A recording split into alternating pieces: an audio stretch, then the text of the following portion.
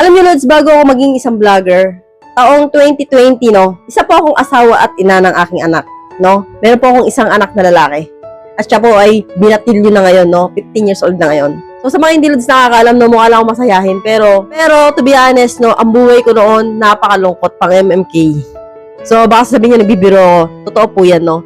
Kawento po dito yung aking buhay noon, bago ako naging isang vlogger. Meron po ako, Lods, kalibin noon na almost 11 years kami nagsama. So, masaya yung pagkasama namin, no? Wala po ako masabi sa asawa ko na yun. Napaka-responsable, napaka-bait, napaka-sweet.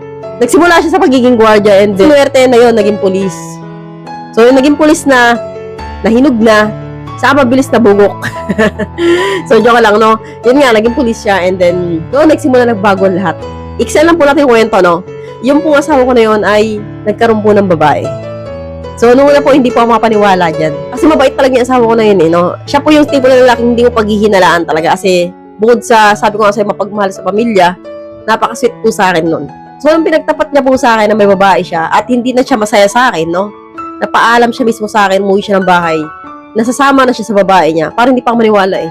Parang akala ko joke lang, prank, yung mga ganon. So, ganun po ako katiwala sa asawa ko. So, hindi po ako sa nagmamayabang, Lods, pero mabait po talaga akong asawa. Ako yung tipo ng babaeng maasikaso talaga ako sa asawa ko. Totoo po yan, kahit nanonood siya ngayon, no? Mag-comment ka dyan kung hindi totoo yung sinasabi ko. So, alam ko nanonood niya kasi subscribers ko dati yan, eh. And then, yun na nga, no, sa loob ng halos 11 years na pagkasama namin, nakakita siya ng ibang masihigit sa akin. Hindi, ayoko umiyak, kasi tampas na yan, no? Pandemic po niyan, and then wala po akong talagang trabaho. No, housewife lang po ako, siya lang po talaga yung nagtatrabaho sa amin. And then yun na nga, bukod sa may edad na po ako, high school graduate lang po ako. So kaya po, nung nagloko siya at iniwan niya kami, nag-isip ako, paano kaya kami mabubuhay ng anak ko? So hanggang dumating sa halos ilang buwan siya nagsuporta and then bigla siyang nawalang parang bula, no? Hindi ko alam gagawin ko, gutom na gutom kami ng anak ko. Ni tinapay, di kami makabili, no? 6 pesos na tinapay, parang gusto ko pa talagang mamalimos, no, sa tindahan o sa mga utol ko para makabili kami niyan. Talagang gutom na gutom kami kahit sa tinapay lang. Alam mo yung mga ganang tipo na talagang walang-wala talaga. So, nanghihingi ako ng kanin, ng sabaw sa nanay ko. Kasi yung nanay ko katabi lang namin ng bahay. Para may panglagay ako sa sikmura namin. And then, nag-isip ako dahil kasagsaga ng pandemic yan, napakahirap kumahat ng trabaho. Alam niyo naman po yan, no? Tapos bukod pa po doon, napakatagal kong housewife.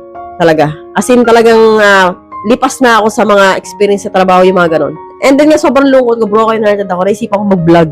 Sabi ko, gusto kong mag-vlog, no? Gusto kong pakita sa kanya na tumayo ako. Na tumindig ulit ako, hindi ako bumagsak, hindi ako nagmukmok. So, sa pamamagitan ng pag-vlog, no, pag nakalat ko yung mga video ko, makikita niyang okay ako kahit wala siya. Nag-isip ako, ano kayang content ko? Ano kayang pwede? Ano kayang kaya kong gawin? And then, nagkataon naman ng broken hearted ako, marami akong hugot sa buhay.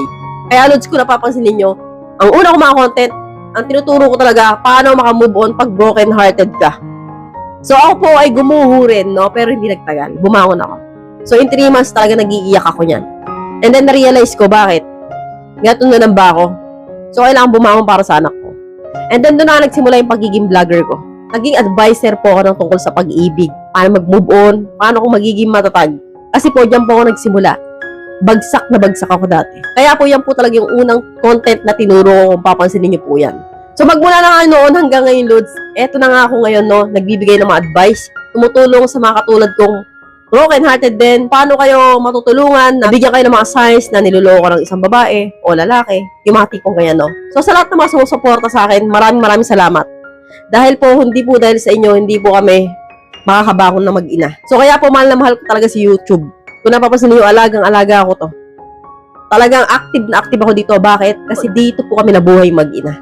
Dito po kami nagsimula. So, Lods, sinire ko lang po yung konting storya ko dahil kung papahabain po natin, baka mag-iyakan pa tayo. At siguro kulang ang 30 minutes o 1 oras dyan. So, na-share ko lang po. Ako po si Jinky. At kung bago ka pa lang po sa aking YouTube channel, mag-subscribe ka na at marami kang matututunan dito, no? Maraming salamat. God bless. Bye-bye! Umiyak na yung baby ko. See you again to my next video.